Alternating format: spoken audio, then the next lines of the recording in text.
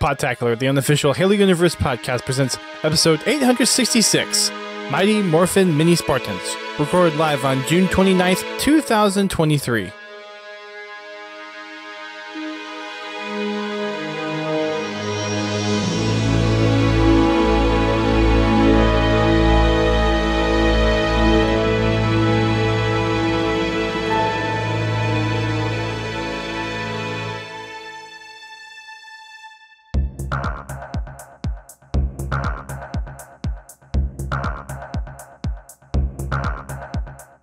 Hello everyone, welcome to Podtacular, the unofficial Halo Universe podcast. I am one of your co-hosts, Duststorm. I'm your other co-host, Godzilla T.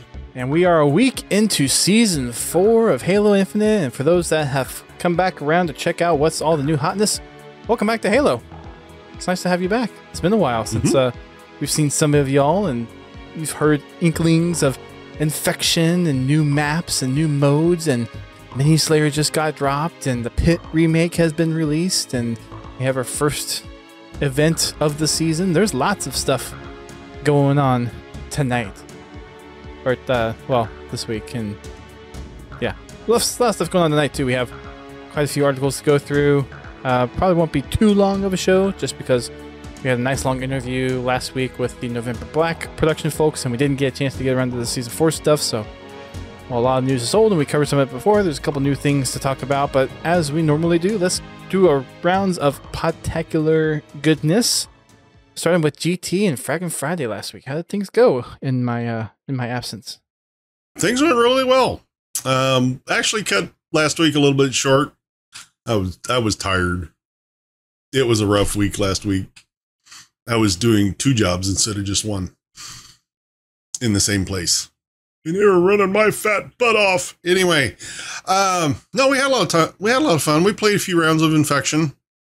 I still suck at it. Just, so everybody knows. I kind of like the way they've got it set up. It seems, of the infections that have been out there, it's probably the most balanced that I've seen so far between infected and not. The invisibility for the alpha zombie doesn't seem to be really that overpowered, because he has to move slow to maintain that invisibility. He can't sprint across the map invisible. They did a pretty good job on the map design or the map layouts to limit the campy corners. And with the addition of the equipment, it does also help if you do have one of those where you have a corner where you can only attack from one direction. There's ways to counteract that for the zombies, so it's not just a kill fest. So yeah, I think they did a really good job with it. I think so too. I was really happy when we played as the Foreigners early on with how it felt. I really liked the announcer effects. I did like the balance as well. I want to touch on Infection, and since we're kind of talking about it, I might as well kind of enter into the topic before we get onto some of the other stuff. But you mentioned the balance thing with it. It seems like the teams are pretty well balanced, and I've seen from videos people post online, and just from my own experiences with playing Infection so far, there are some rounds that do end with the Spartans winning versus the Infected. I think more infected rounds are probably won than not. So it seems like it's a pretty good time length for matchmaking, pretty good experience overall for both teams. And I think I really like how they kind of thematically put weapons and equipment in places with the ragdoll Spartans and other effects blocking certain pathways, making certain maps feel more of a you're trying to survive an infection type of thing. So I really thought they did a good job with both the map touches, or including the map touches, the balancing, the equipment usage, how they give the Spartans enough ammunition throughout the map with the crates and the other weapons, but it's not too much. And then having the beta zombies have the obfuscation one. I'm blanking on the actual term of it at the moment. The shroud? Yeah, the shroud screen. Mm-hmm. And having the alphas have the quantum translocator. Yeah, honestly, I think I'd rather have the shroud screen. I mean, don't get me wrong. If you're smart enough and you can get it set up correctly, the first, initially, yeah, it can be pretty effective. But I'm not that good. The shroud screen, I think, addresses a comment that you made just a minute ago, which was the campy corner thing. So there are a few maps that have some of those places that people tend to gravitate towards to make a defense. And the shroud screens really help from obfuscating them from knowing which angles you're coming from and what attack vectors maybe everyone's coming in at. Granted, you can still hear where they're coming from. So if you've got a good ear for it, you can kind of get an idea and you can spray and pray a little bit. But it does help, to your point, balance out the infection mode compared to how we've seen it in other games. And although I'm not very good at it, I really like what they've done with this implementation of infection. Well, that's one of the biggest complaints I've always had with any infection map is there's always that spot where the Spartans can go, where you have limited access and they have high visibility so they can see you coming from a mile away.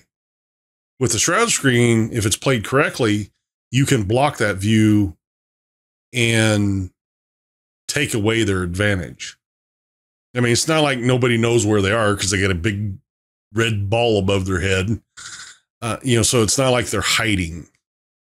But I think it balances that out. Nice thing about the last Spartan standing is you don't know where they are until the first person hits them, and then the icon shows up over their head. Mm-hmm. So there's a little bit of a hunt. Now, I've also seen people not too happy with the implementation of once it gets down to one Spartan, it's 30 seconds left, not the rest of the round time. Yeah, I would like to see. I can understand that. I mean, the reason why they did it, but I would say at least a minute on that clock, or whichever's shorter, a minute or the rest of the match.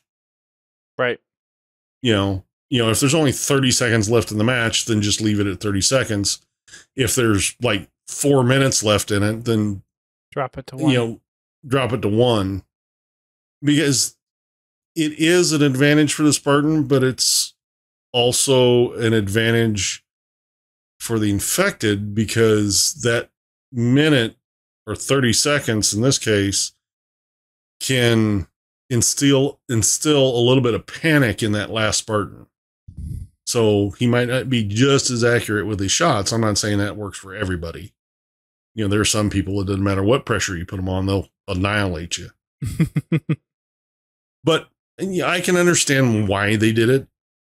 To expect a Spartan to hold out for 3 or 4 minutes as the last Spartan standing rarely happens anyway, and it just puts a little pressure on the infected to finish the game quickly. Yep. From a matchmaking perspective, it makes sense. I don't know if 30 seconds is the right amount of time. Maybe extend it to 40 might be a little bit better, but I think that's really the only complaint I've seen for infection that's been released so far. I haven't seen its implementation in custom games yet, as far as people being able to make things that they were able to using the infection mode in Halo 5, Reach, 4. I haven't seen that yet. But as far as matchmaking, a lot of people seem to really like this implementation of infection. And I think this is probably one of the better matchmaking infections that we've seen out of a Halo game so far. Mm-hmm. I think of the games we played, I think we only had one match that actually went to time. Okay. I mean, even with the 30-second countdown, most of the matches or most of the rounds that I played, most times all the Spartans would die before the clock would run out. I know in every situation, the last Spartan standing did get lit up. Okay. The funny thing is, it seems really inconsistent on how many sword swings it takes to kill them. It's 4. Yeah. Well, I've seen like 4 most of the time, but I've seen a few of them that either I missed a couple of swings or it seemed like it took 2. Because I was getting kind of mixed reports between the players, the people we were playing with. Mm-hmm. Some people were getting them in 2 and some of them were getting them in 4. But I mean, it could be where if you hit them from behind, it counts as a double strike instead of a single. So maybe that's... Yeah, like I said, I don't know. I just know really... whenever you have the icon, you can see it tick down, and it's basically 4 quadrants that tick down as it gets... If you're that close with the sword, you ain't looking at the icon. No. I mean, the only reason I noticed it because I saw the icon, and I'm running towards the icon, and I just see the little ticks go down as the last person standing is taking the hits. But yeah, for infection, for a guy that doesn't enjoy infection, it was pretty fun. Am I going to jump into it? Probably not. If the lobby wants to play a few rounds of it, then sure, we can play a few rounds of it, but it's definitely not something that's on my personal playlist. Same. I'm not strong at infection. It's fun to play it every now and then, but it's not a go-to for me in terms of matchmaking. Now, custom games, on the other hand, that use the infection mechanics, that's one thing. I'm hoping that somebody does speed with the infection game type soon. That would be fun. There was a mini game or another game that came out not too long ago. Oh, Crossy Road. Do you remember playing that at all from Halo 5? I may have played it. I probably just don't know what it was. It's essentially Frogger. You have different obstacles that you have to run through and get to. Oh, yeah. But someone, I forget if it was the original maker of Crossy Road from Halo 5 that made it or not, but that got released this week using some of the new Forge features that came with Season 4. Uber Nick was playing it on stream, and I was watching him play it. It looks like a lot of fun, so that might be something that if we ever get into customs again, because I know we've been doing a lot more Halo Infinite matchmaking with our Fragging Fridays, but if we do customs, we might have to give Crossy Road a try. I may have to look it up and get it bookmarked. Wish I could download it, but anyway. Everything's in the cloud. I don't want it in the cloud. I want it on my Xbox so I can find it. Anyways. Well, thanks for the update. As for the event that I had on Friday, I was taking part in a little kind of community streamer thing. There were 2 different things going on. There was something for that Oath was running, and then something that Cardinal Redbird was running, and I was doing the Cardinal Redbird thing. But we had a list of challenges that we had to do across Halo Reach, Halo 2 Anniversary, and Halo 3. And we had an hour inside each game to get up to 5 challenges. And the team that I was on actually managed to tie for first in getting the challenges that we had to get. There were some pretty interesting challenges that we had to go for. For those that are interested, I'm going to see if I can find the challenges. Did they clear? Oh, hopefully they didn't clear it out already. That would be annoying if they did. Dang it, maybe they did. Gosh, I guess they really cleaned up after that event, didn't they? Let's see if I can find it real quick. Scrolling up. When was that? That would have been the 24th. It was a lot of fun, though. Everyone that I played with, I hadn't met before. It was a whole new squad for me, but we had a lot of fun. Well, that's good. I'm surprised we did as well as we did. Yeah, there we go. So on Halo 3, so each game had 5 challenges that we had to do. So the object wasn't to win games or win objectives. It was play a game, try to get these challenges done. For Halo 3, we had get a splatter spree medal, get an overkill without using any weapons, get 20 plus kills in the game, get a sharpshooter medal on Valhalla, and get a death from the grave medal. Essentially, anyone on the team could earn these. So as long as one person earned it, it counted for the team. I think on Halo 3, we got 3 of them. We got the Splatter Spree, the Sharpshooter, and the Death from the Grave. We may have gotten 20 kills in one game. I don't remember. Halo Reach was get a Yoink medal. 3 players have to get 10 plus assists in one game. 2 Firebird medals in one game. A Killing Frenzy, and a Wheelman Spree medal. I ended up getting 3 of those for our team. We got the Yoink. We got all but the 3 players get 10 plus assists in one game for Halo Reach. Assists are tough. It's tough, especially when you're actually trying to get them. and you have to. And there was 3 people had to have 10 plus assists, and this getting assists in Reach is hard. Getting assists in any of the Bungie games is hard because you have to be the. I think it's you have to deal at least 40% of the damage and not have the kill within a certain time window. It only gives assist to 1 person. So, yeah, it's yeah, I always dread getting the assist challenges. Just like, this is going to take forever. Because it magically, whenever I get that particular challenge, all of a sudden I get no assists. The assists are a little bit easier to get in Halo Infinite because it gives assists to more players. If you do any significant amount of damage to a person, you'll get an assist, and it'll get an assist to multiple people, which is nice for Halo Infinite. But the old Bungie assist mechanism, it was rough. And it showed in Reach. And then for Halo 2 Anniversary, we had someone needed to get a perfection, get a multi-kill with 1 grenade, get a Spectacular medal, 10 plus vehicle kills in 1 game, and a 360 no-scope. Well, I can think of 2 of them you didn't get. We got the Perfection, Spectacular, and 360 no-scope. Oh, you did? Someone got a Perfection, yeah. Wow. Yep. Someone managed to get a Perfection. I'm actually more impressed somebody got a 360 no-scope. And it was actually on Cardinal Redbird, too.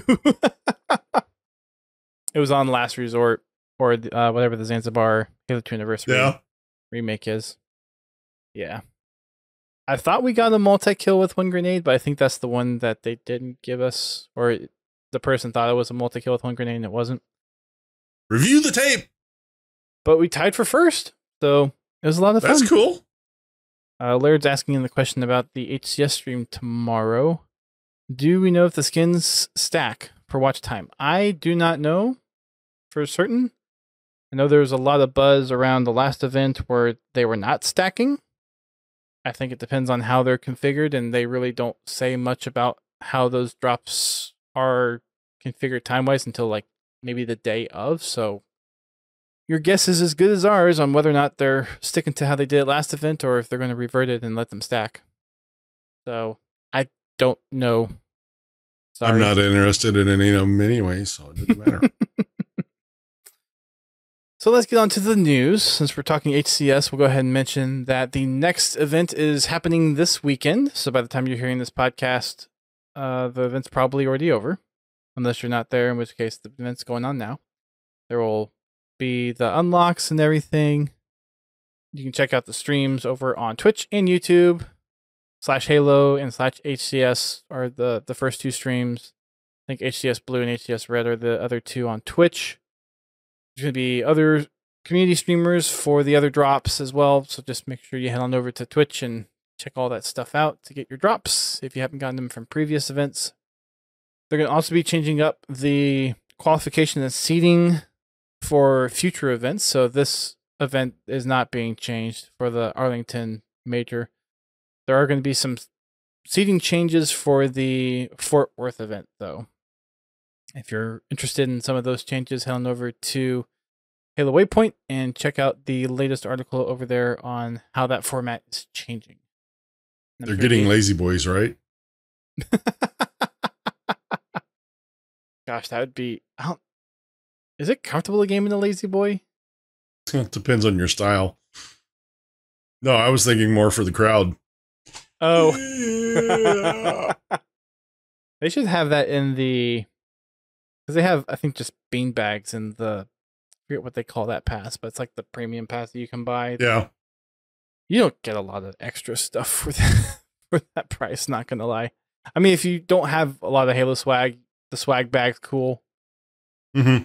And if you want to be able to have drinks in the venue without paying the venue prices, it's nice, but there's not too many useful perks. I think if you've been to one event before, if you've been to a lot of events before, it's not too much of an added thing, in my opinion. But the VIP, that's what it is. Yeah. VIP pass. Yeah. When I was gaming in my living room and I didn't have a dedicated space for it, I spent a lot of time sitting on the edge of my couch. I don't think I could really. I wound up with a lot of sore backs and butts. I don't think I could. After gaming so much at a desk, I don't know if I could, unless it's a LAN party. I don't think I could game on a couch. Well, yeah, occasionally when I'm sitting in the living room, I'll fire up Destiny and play it on my laptop down there. But I don't do anything that requires any kind of coordination. I'll bounty farm, or I'll do stupid stuff that doesn't really require a lot of concentration. Stuff's a little more laid back. It's easier to do that, I think. Like if you were to do like a Stardew Valley or a Zelda game or Skyrim, Fallout, like those that don't require millisecond precision or that high octane gameplay, yeah, couch is fine. But as far as sitting there really focusing and really trying to do well, I find like sitting up and gaming that way is better. Anyways, I digress. With the Halo Infinite Season 4 update, we did talk a little bit about what they announced on the stream and what was coming into Season 4. We talked a little bit about Infection. GT, have you had a chance to play either of the new maps yet? I guess you probably played Forest with Infection. Yeah, I have played Forest. I have not played the Big Team map. Haven't played Scar yet. I don't think. So once you have a chance to play that, we should talk about it. But what's your first impressions about Forest? Forest is okay. I mean, it's a good Infection map. I mean, I played it. It's also in the like Fiesta rotation as well. It's an okay map. I haven't had really enough time to really critique the map. I mean, I had fun playing on it. That's one thing. But yeah, I haven't really got a feel for it yet because I've only played it a couple of times. So it'll probably take me a good month before I get a real good feel for the maps. I just don't play as much as I used to. But yeah, I mean, it seems like a pretty well-designed map so far. Okay. Any particular things that stand out to you, good or bad? It's a forest. Styles? It is a forest. It's aptly named. Oh, if you want any more than that, you're asking the wrong person. I mean, maybe the other term you could throw is ruin, because there's kind of like a fort or ruin built into. Yeah. I mean, it seems like it's pretty balanced so far. But, I've only played like 2 game types on it, so. And, neither one of them are really critical game types. And like I was competitive capture the flag or anything. Very nice. All right. So, in addition to Forest, there is Scar. We'll talk about that when GT has a chance to run into that in one of our big team sessions. Speaking of maps, Solitude, which is the Plaza remake, is now available in various matchmaking playlists. There's an article on Waypoint for those that are interested to see a little bit more about how the map was designed, what went into consideration for design. It went from a very neon restaurant type city space into a little bit more industrial in this version of the map. It plays pretty close to how Plaza played. It's a little different just because you don't have the fixed FOV. as you did in Halo 5. So they say in the article that it's a near 1-to-1 remake of it. I think it just doesn't quite feel that way because I have my FOV set to 105 instead of the 76, 78 that Halo 5 is. So it feels a little bit more wide open, but I think that might just be the FOV, not the actual layout of the map. Yeah, it's kind of funny when Infinite decides to reset all my settings. Hopefully, it shouldn't be doing that anymore with the season update. At least it hasn't done that for me. Hopefully. Yet. But I wouldn't even think of field of view, and I'd get into a match and I'm like, why am I moving so slow? FOV change. It's amazing. You're still traveling at the same speed, but the perception of motion is so different. Mm-hmm. It's so weird. It really is. Because whenever it going back to Halo 5, it's like, why do I feel so slow? Mm-hmm. Like, which in Halo 5 used to feel really fast. Yeah. And I mean, the gameplay is still pretty fast paced. It's just your movement feels restricted. Yeah. I think it would be, I think if they ever get around to it, it's going to be a really nice thing if they get that moved over to PC. A lot of people have been asking for it. Well, yeah, a lot of people were asking for Reach, and then they gave it to us because they screwed up.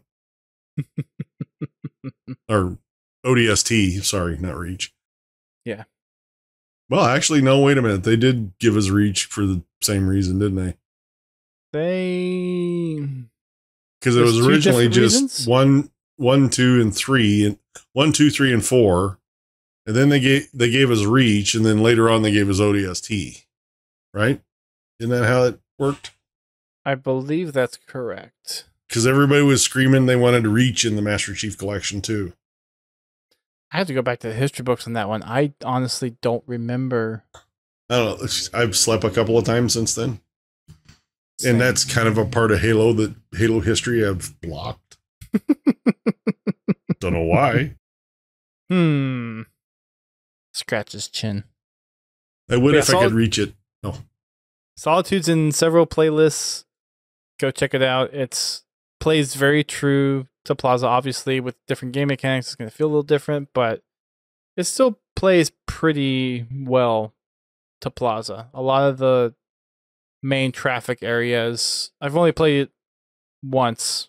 I played it earlier today just to try to get it on it, and it felt like Plaza. So well, I look forward to playing it. I'm sure we'll get it tomorrow night. Yep. We've also got a new piece of intel thanks to the latest Hazmat event, which also started this week on Tuesday. This one kind of extends on the narrative that we ended off in the end of Season 3, which I guess before we move on to that, Sketch put a tweet out saying that there's going to be no more narrative stuff in multiplayer. Kind of saw that coming when they decided to fire all of the narrative staff, unfortunately. Yeah, pretty much what we got is what they already had done. Yeah. And I'm with Dust. I kind of figured that was going to happen as well. Yeah, you fire all the people to write the story, and then the story goes away. Big surprise. Yep. Don't know what's going to happen from here on out. If they're going to just leave it there, maybe pick up on it later. I do really hope that somewhere on a back shelf somewhere, they are doing something for story for Infinite. At least it's queued up just at the bottom of the list. I don't know that the game's not going to last 10 years if they don't have any story. I mean, I know a lot of the core narrative folks are still there. So Grim Brother 1's still there. Corrine's still there. Well, yeah, there's still going to be external fiction, little write-ups on Waypoint, things like that. But I'm talking in-game. You know, like campaign expansion or some type of story expansion in-game. Because not everybody that plays Halo goes to Halo Waypoint to see the latest on the story. Nope. And not everyone who plays Halo plays, like, going back to at least the Bungie games and the earlier 343 games, think the stats they came out with was it was a pretty even split between those that play campaign and multiplayer as far as time invested into the game. Yeah. I mean, yeah, that's kind of the way I am. I still play campaign. I even still go back and I play 1 through 4 even reach from time to time. It's kind of nice to go back through the story because even though I've played it so many times, I still pick up on new things or things. The way I think of things has changed because of the external fiction I've read. It's like reading a book. You go back, read a book, you find new details every time you go through it. And I'm sure you may have read it before, but maybe you just didn't pick up on it or you see it in the new light after. Well, yeah, every time I go through one of the books, I find something new or I see something differently. I'll get there one of those days. Sure. Here's hoping, right? Looking forward to the next book. Yeah. The Hazmat event's live as well. So in addition to the little Irtus intel, which kind of extends what we ended up with at the end of season 3, we have the 10-tier free battle pass with the Hazmat event. There's going to be 2 playlists in this first set of weeks for the event. Week 1 is going to be New Arena Unlimited, and the second week is going to be New BTB Unlimited. Obviously, to highlight, I'm sure, the new maps that are in matchmaking. No, I wouldn't think they would do that. 10-tier battle pass starting this week for the first 2-week session. This will conclude on the last event, the containment event, which will be running 2 weeks from August 29th to September 12th. And then we get season 5, whatever that ends up being. To be announced. Yeah. They're probably still trying to figure out what it's going to be. Anyway. Well, now that they're focused on content, it's probably going to be more maps, potentially game modes. I hope so, because if they're not going to give us story, they need to give us something. They have to generate a reason to come back. Don't get me wrong, the battle passes are nice, but that only gets you so far. Yeah. I mean, clearly they're getting something from the customizations because people are still going for it, and like if people weren't, they wouldn't be focusing on it as much. But that's a sore subject. But anyways, that's Daddy Microsoft line in his pockets. Anyway, because apparently 343 is not getting the money.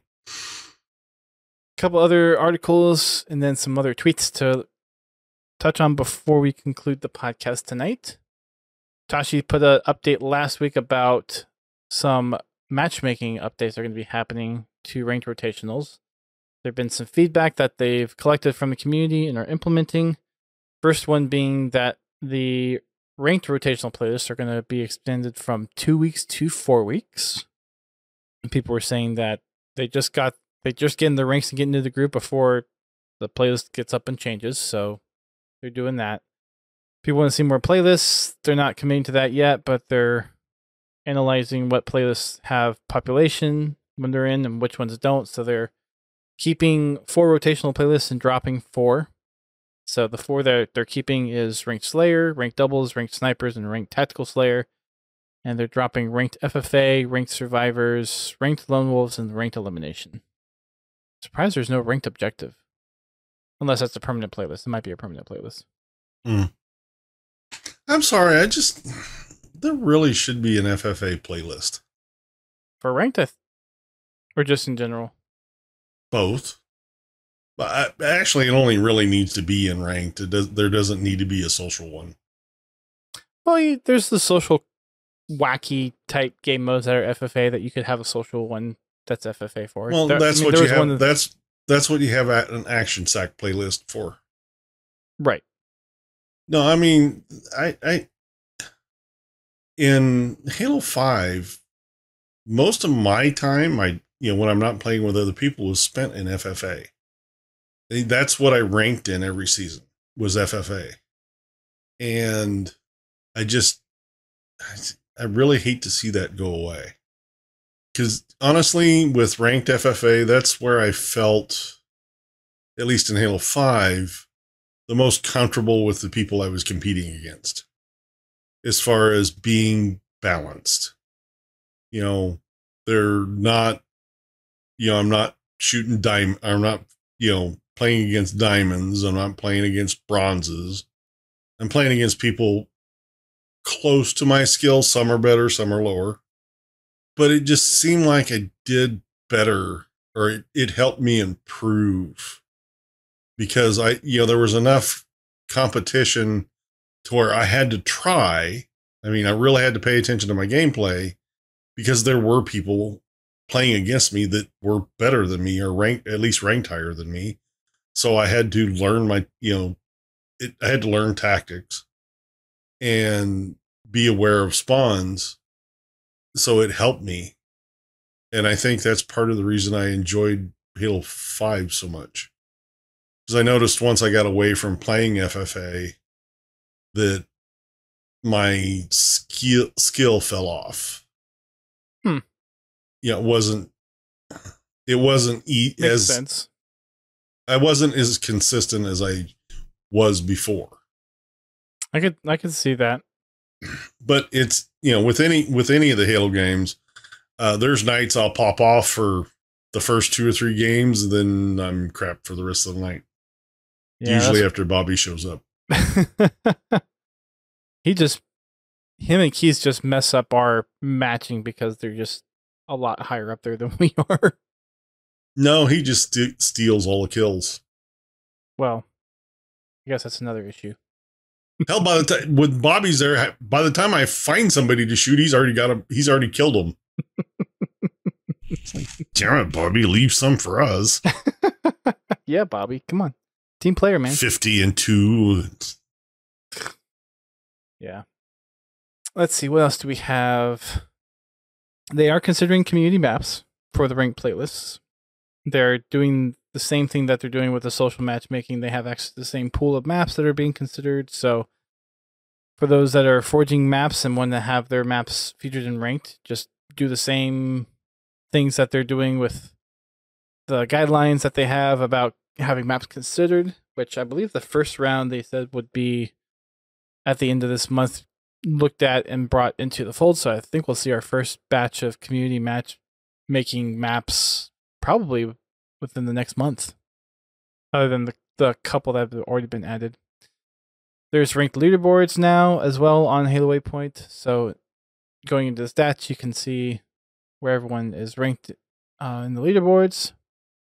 And then, of course, look at the bottom, you'll find me. I have to actually play ranked to actually get ranked in the first place. And then I haven't played ranked in a while, but I haven't either. I wonder if you have to play ranked recently. I think you just have to rank in order to get put on the board. The last thing we have is the latest community corner. This month is highlighting Will Clements, which I don't know if I recognize that name. I think this would be chibi art style kind of Halo stuff. I think that's the art style type, but there's an interview with them by Haruspis that was posted yesterday. So I like how they're highlighting some community members by this means and showcasing off some things going on. On the social side of things, a couple things from Twitter. Mini Slayer is now in Social Slayer, and I did actually get it once in matchmaking before I hopped on the podcast tonight. It's very different and hectic for Mini Slayer. I don't know if you remember it from Halo 4 or Halo 5 GT, but the way this one plays, I remember Mini Slayer. The way this one plays is quite different. I liked when you died, you turned into spaghetti. This one doesn't have that issue. Oh, that was the best part. They don't have the graphical artifacting like they did in Halo 4. That wasn't a glitch. That was a feature. So, for those that are interested in checking it out, you essentially are a tiny Spartan, although your hitbox is the same size, so it's actually not that difficult to get hits on such a tiny thing. If you get in vehicles, those shrink down, but the hitboxes are still the original size. It's just the actual graphical piece of it shrinks. And that's kind of a way with a lot of it too. So they obviously changed the gravity of and jump height of everything to account for the smallness that you are. But the hitboxes on everything is the same, even though visually you do shrink. Your Spartan hitbox would actually kind of shrink to where your head is actually on your head and your body kind of sinks into the floor as far as your hitbox. But for the actual vehicles, the vehicles shrink, I think, center mass. So you can board a Banshee from like 10 feet away because the hitbox is still that wide, even though the Banshee is this tiny little thing. So it's well, that's got to be a pain to fly. It's interesting. I mean, because you get too close to a cliff and all of a sudden you're spinning and you're like, I wasn't even close to it. Yep, you hit a wall and it's like, I'm not even there. It's like, well, your hitbox is. That's hilarious. Social Slayer, check it out. It's interesting, different than other mini Slayers, but it works. There's just some quirks that make it interesting just with how Halo Infinite's engine works and what they did to make that happen. I want my spaghetti Spartan back. People have been discovering the whole being able to kill folks via quantum translocator. So the new telefrag, essentially. Oh, really? Yeah. I haven't seen this one yet. There's been a few posts on Reddit. There's a few posts on Twitter. Vetoed actually posted one. Here, I'll post it in the Twitch chat for those that are interested. But Vetoed got one that he posted yesterday or earlier today. Erikibu says he got one. Nice. I haven't got one yet. I'm waiting for that to happen one of these days. And then on the product side, there's some RC warthogs, like actual, like good RC warthogs that you can get. It allows for up to 16 people to be using them in one area, which is pretty nice. You don't have that radio overlap, which is good. And then something that's not Halo specific, but kind of tangentially related. Marty O'Donnell is doing a largest Halo chant thing. He posted this on his Twitter, but basically asking everyone to join at gamechoir.com, I believe on July 10th, I want to say, somewhere around then. But basically wants the largest group of Halo fans, whatever, like to be the largest echo chamber of Halo chants ever recorded. So if you're interested in that, head over to Marty's Twitter. Check that out if you want to participate in that. Sounds like a interesting little thing to try and go for. And that's it. Oh, and one other thing too. For those that are interested in attending, tickets for the final 2 Halo events of the year go on sale tomorrow, June 30th. This is going to be for the Fort Worth Major, the first weekend of September, and then this is also for HCS Worlds as well, if you're interested in going. Nice. Yeah. Anything that you want to bring up before we wrap up the show tonight, GT? No, I think that's going to do it for me tonight. All right. We'll see you all tomorrow for Fraggin' Friday. We'll be on Infinite again, obviously. Come on over, join us, have some fun. And we'll catch you next week for the next issue of the podcast. Have a good night. Have a good morning. Have a good afternoon, wherever you are. Thanks for listening. Catch you next time. Thank you for listening to Podtacular, the unofficial Halo Universe podcast. You can find our podcast on your favorite podcasting service and listen to us live every Thursday night at 8:30 p.m. Eastern Time on Twitch. check out our website, podtacular.com, and join the community on Discord at podtacular.com/discord. If you want to play Halo with us, come join us for Fraggin' Fridays at 8:30 p.m. Eastern Time. You can find us on Twitter, Facebook, Instagram, and YouTube. Become a supporter of the show by sharing the show with your friends and family, or help keep the lights on by subscribing to us on Twitch, donating via PayPal, or becoming a patron alongside Confowl, Pins Halo, and Prestige Ace. Until next time, keep on fragging trucks.